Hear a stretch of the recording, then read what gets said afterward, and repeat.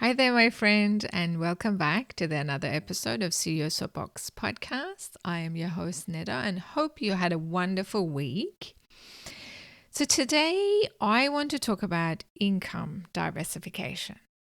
And before anyone gets twitchy, I'm not going to say, oh, it's a bad thing, okay? I believe in diversification. Smart businesses should have more than one way to make money. You should not be dangerously dependent on one customer segment, one channel, one offer, or one revenue stream. That is a good business. But here where it can go sideways, you see some business owners hear diversification and immediately think, oh, I need to start another business or I need to buy another business. And sometimes, yes, that might be the right move in the right time, but it's not always, because often the smartest diversification opportunities are not sitting in some brand new business idea. They are sitting inside the business you already have. That is what I want to unpack today. Not because diversification is scary or wrong or crazy. No, because I believe the order matters. If you diversify from strength, you build a stronger business, or you manage, or you buy a stronger business. You look at it differently.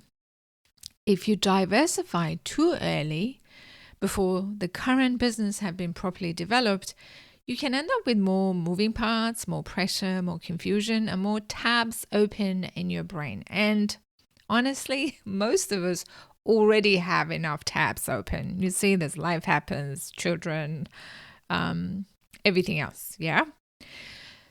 So I want to start with a story as to why I thought I need to do an episode about this. I've been getting this question a lot, but there was one particular story. Is about a month ago, I had a business owner reach out to me because he wanted help with his businesses. Not businesses. He had two already, and he told me he believed in diversification. He did not want to rely on one income stream. He wanted to run lean businesses, and eventually the dream was to sit somewhere in a beautiful holiday town, laptop open, coffee nearby, or any drinks he wants to, managing these businesses from a distance. Honestly, I get the dream. Bit of sunshine, bit of ocean breeze, money coming in, businesses running smoothly in the background. Lovely. Very, I have escaped the matrix. And look, the dream was not the problem. Wanting freedom is not a problem. Wanting multiple income stream is not a problem. Wanting a business that gave him option is not a problem. The issue was not an ambition. The issue was what have been built underneath the ambition. Because when I looked at the businesses, neither one had really been fully developed or built yet. So there was no strong marketing engine. There was no consistent advertising. So then obviously there was no clear demand generation in both businesses. No proper customer service structure. No staff or systems. It doesn't need to be staff or systems that could run without him. No real operating or commercial rhythm behind either of the businesses. There was potential. There was ideas, there was energy, and there was a lot of, I want to keep this lean, Neda. Now, trust me when I tell you I'm all for lean, especially small businesses. But this was not lean in the disciplined commercial sense. Well, this was underbuilt. It was two businesses trying to act like assets before they had been properly developed into assets. And this is the point I want you to hear clearly. This is not about failure. The business were not necessarily bad ideas. The owner was not silly for wanting multiple income streams. If you're there, I'm not saying it's a bad idea or anything. The issue was a sequence. He had moved to business number 2 before he had really asked, have I fully developed business number 1? And this is where this whole conversation changes, because the danger is not a diversification, my friend. You see, the danger is skipping the commercial potential sitting inside the business you already have and calling the next business strategy or my revenue diversification strategy. That's the real misunderstanding. And it's not just the commercial potential. It makes sure that it's operational and commercially has a rhythm and it operates. You see, the mistake is assuming diversification only means starting something separate. Starting another business is one form of diversification, obviously, but it's not the only form. And often it's not the first, or in my opinion, it's not the smartest form. Because you can diversify revenue inside the business you already have. You obviously know your business better. So this is some examples. You can diversify through new customer segments. This is the easy one. New offer. Creating recurring revenue for the services that you provide. Maintenance packages. Support packages. You can package services, premium tiers, partnerships, licensing, training, advisory, upsells, cross-sells, geographic expansion, stronger marketing channel, better sales channel. That is diversification too. And often it is smarter because you're not starting from zero, or you're not even going into the business that obviously the previous business owner put everything through the till or through the zero. You already have, what I mean by zero is the accounting zero. It could be MYOB or any of them. So the reason that diversification from your own business is better is you already have customer insight. You already have some trust. You already understand the problem. You already know the delivery model. You already have market knowledge, and you already have proof of what people value. So before the conversation becomes, what new business should I start or should I buy? A much better CEO level question is, my friend, is to ask yourself, what else can this business become? That question keeps you grounded. It brings you back to the assets you are already building, because starting something new or going into something new, trust me, it is exciting. But building something properly is where the discipline comes in. And this is where a lot of business owners take the wrong turn, not because they're failing. Please don't take that. I'm talking about failure. Not because they lack ideas, because going wider feels more exciting than going deeper. And this is the pattern. This is where it starts. You start with one business, then another idea appears. I can hear you nodding. And because you're entrepreneurial, obviously, you can see the opportunity. You can see the market. You can see the brand. You can clearly vision it. You can see the future vision where it all works. And honestly, that vision is valuable. You need vision to build anything. But vision without sequence becomes chaos. Because if the current business has not yet built reliable demand, clear positioning, strong delivery, customer retention, repeatable sales, and operating and commercial rhythm for the business, and some ability to function without you holding every piece together, then adding another business does not create leverage. It creates more surface area, more things to manage, more time, more your time, more to explain, more to sell, more to fund, more to fix, more to remember. And this is where the holiday town dream starts to quickly crack.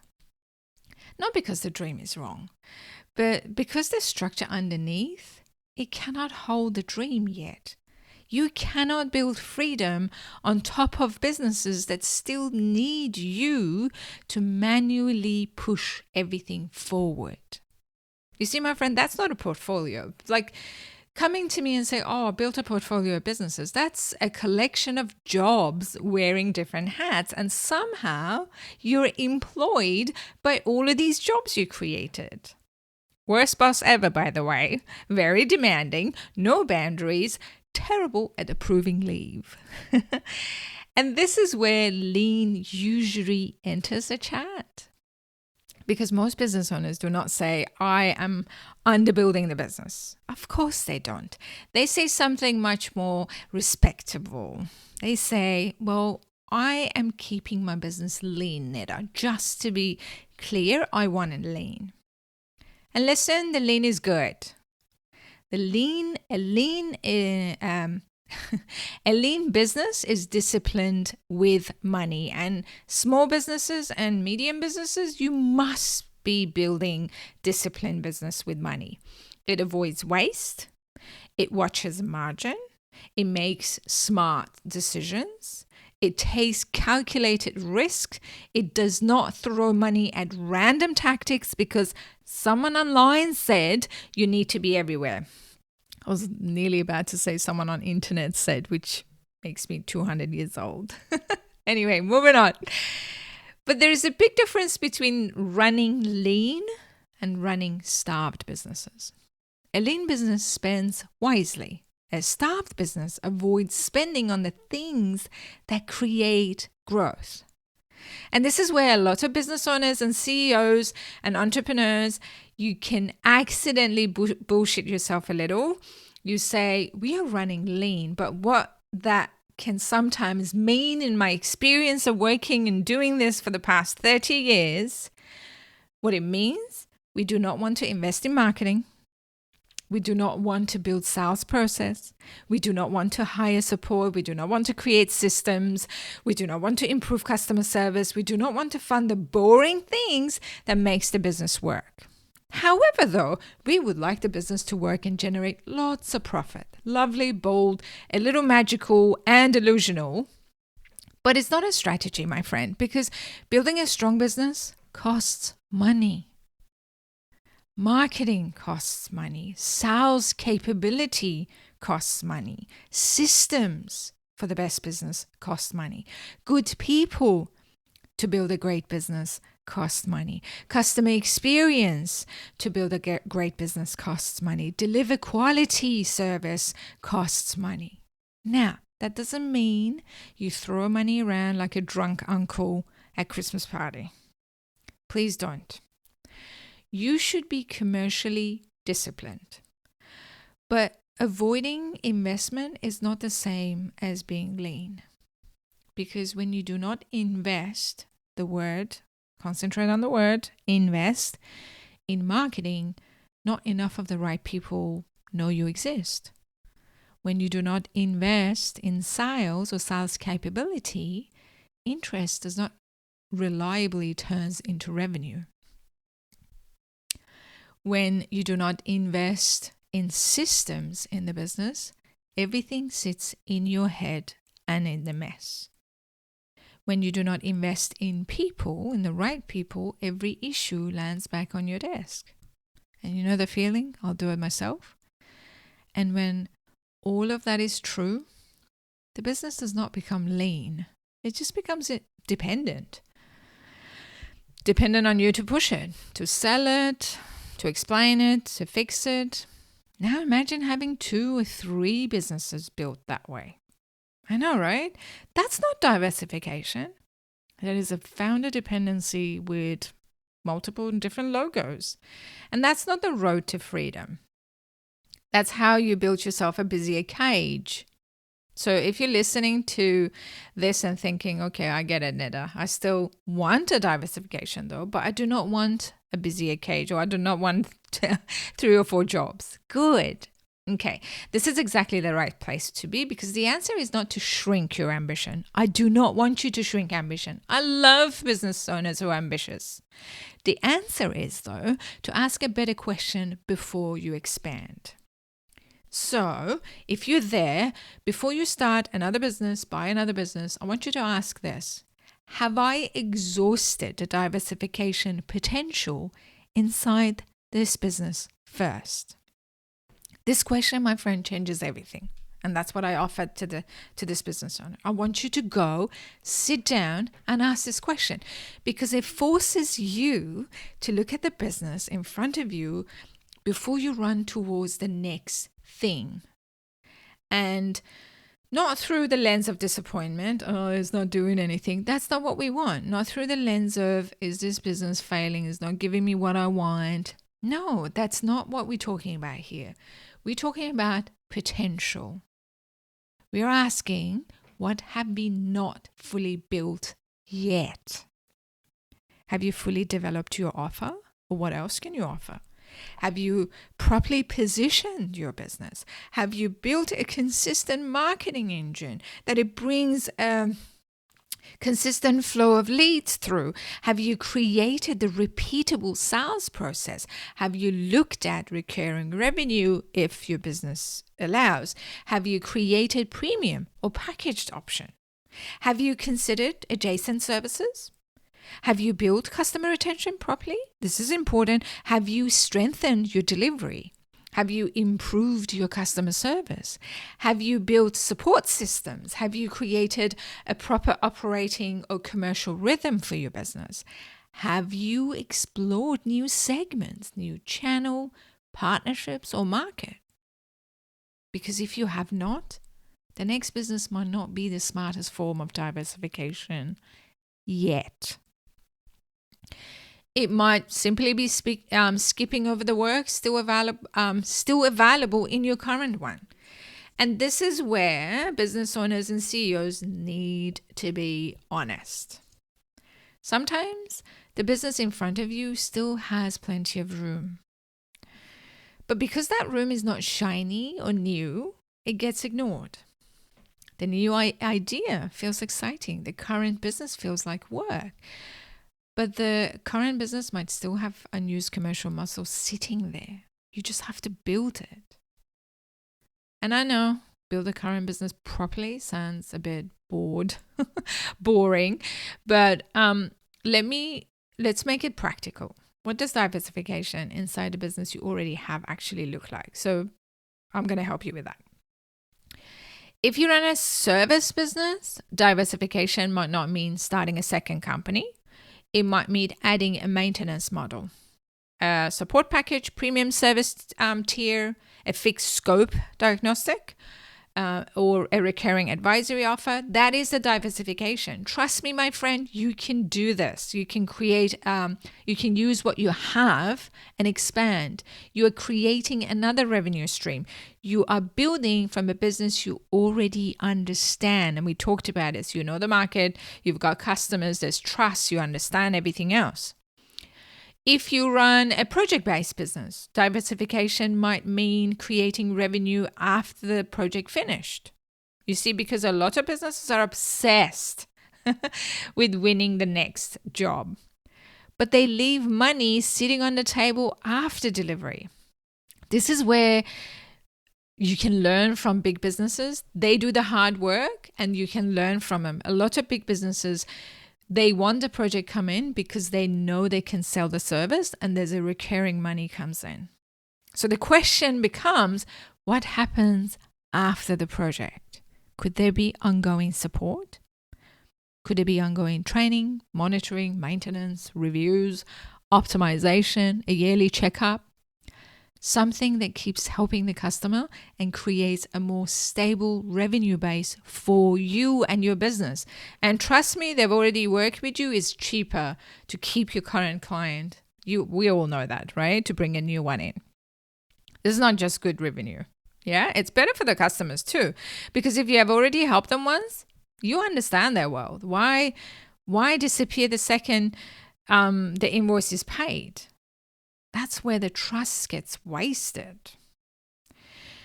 If you run a consulting, coaching, or advisory business, diversification might mean turning your expertise into different format. It could be one-on-to-one advisory.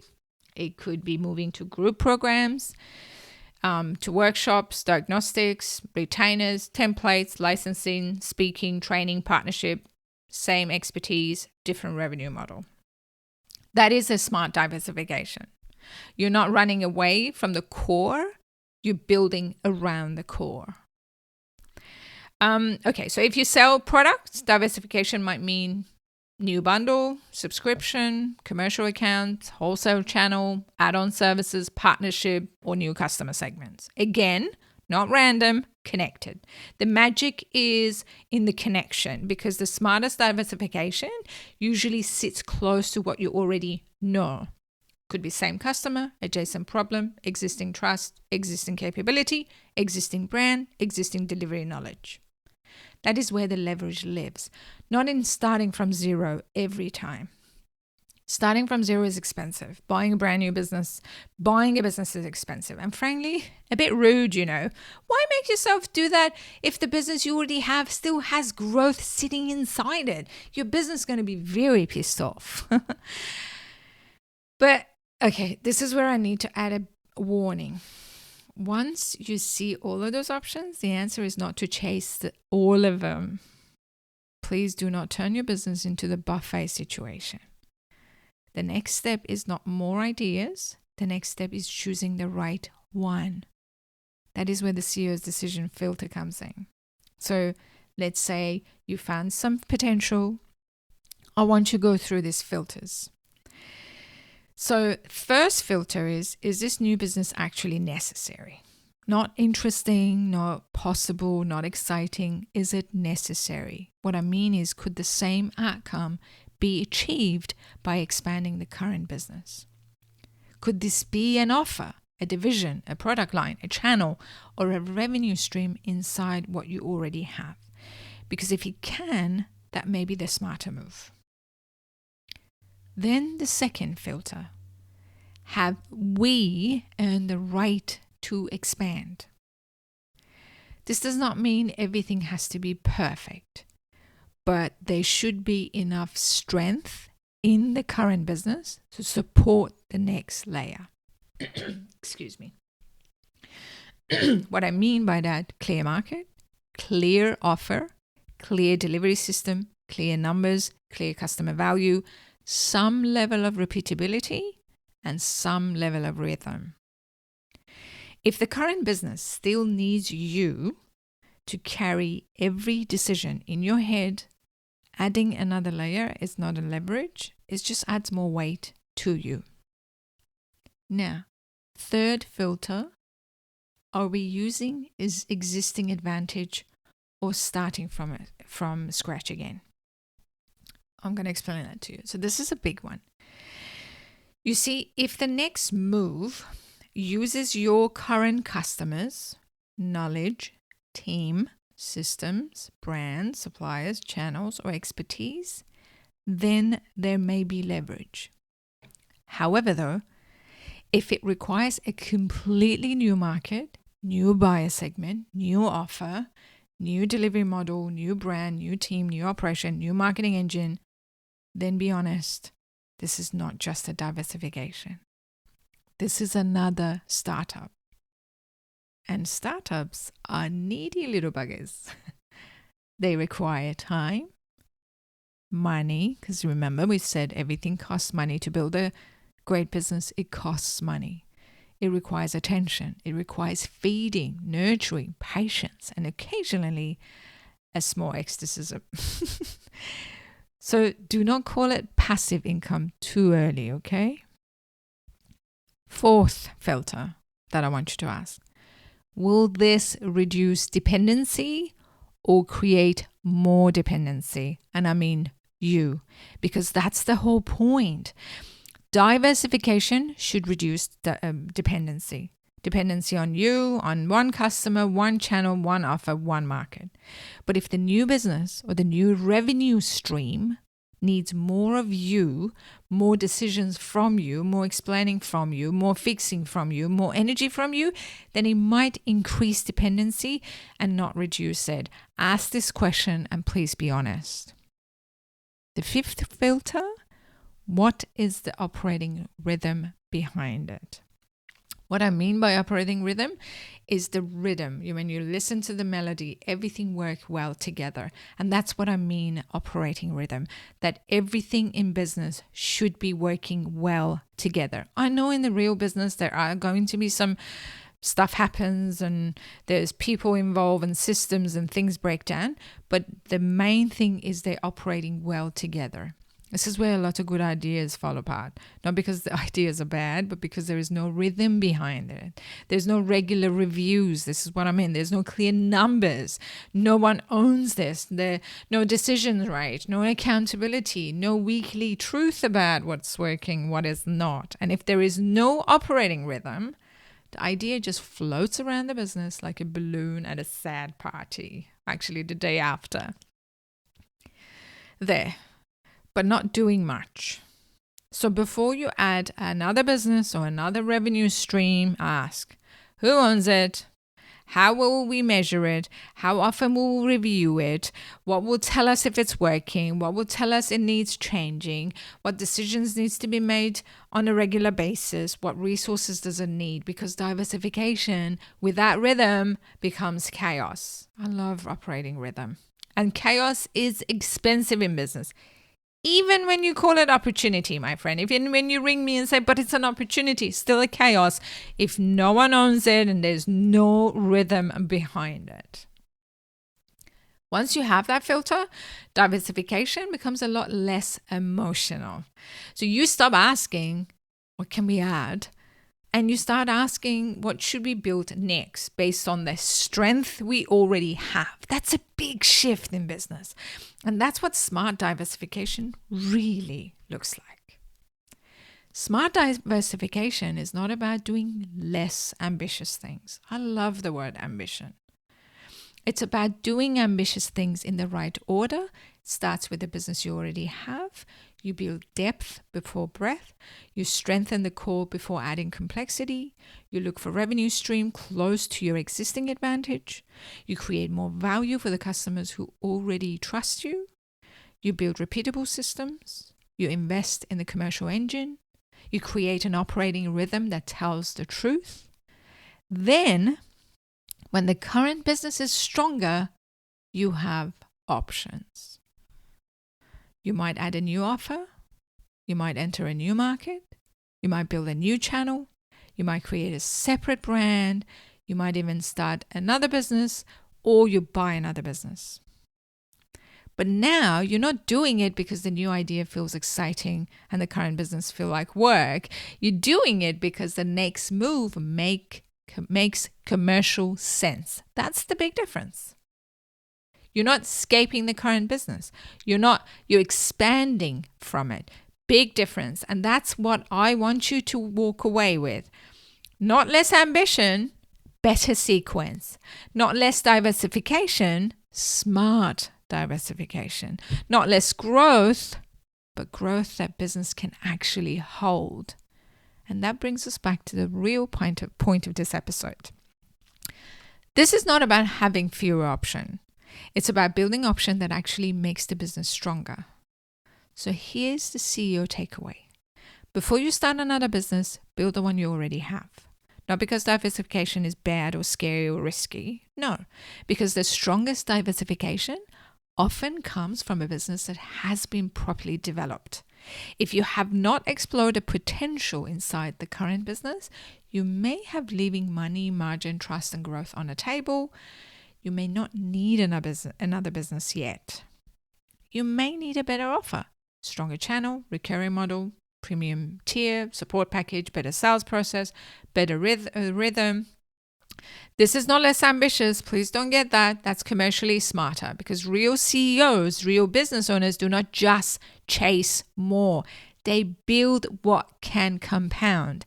And there is a difference between more activity and more enterprise value. One makes you busy. The other makes the business stronger. That is the goal, not just more businesses, okay? Stronger businesses, a business with depth, a business with option, a business that can grow without needing you to personally drag every piece forward. And that's where the freedom actually starts to become possible.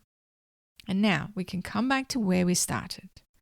You know, the holiday town, the laptop, the coffee or drinks. I'm not here to judge. The business running in the background, because that dream is not silly. You just need a business underneath it that can actually support the dream. Now, so let's bring it home. Again, wanting diversification is not the problem. Wanting multiple income stream is not a problem. Wanting freedom, it's not the problem. The problem is skipping the commercial potential, sitting inside the business you already have and calling the next business strategy.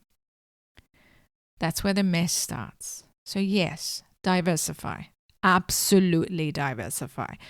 But diversify with sequence, diversify with depth, diversify from business you already understand before you go and start another one from scratch or buy another one. Before you ask what businesses should I start next or what business should I buy next, what potential have I not fully unlocked in this business yet? I want you to ask that. And have I built this business strong enough for me to move to another? Because the next growth opportunity might not be somewhere else. It might be sitting right in front of you, waiting for you to stop chasing the next thing and build the damn thing properly. That is it from me today. If this episode made you think of someone who is juggling multiple businesses, I've got one in mind, and calling it diversification, please send this episode to them gently or not gently. Your call. Wishing you an amazing week ahead. Until next time, stay curious and stay kind, especially to yourself. Bye for now.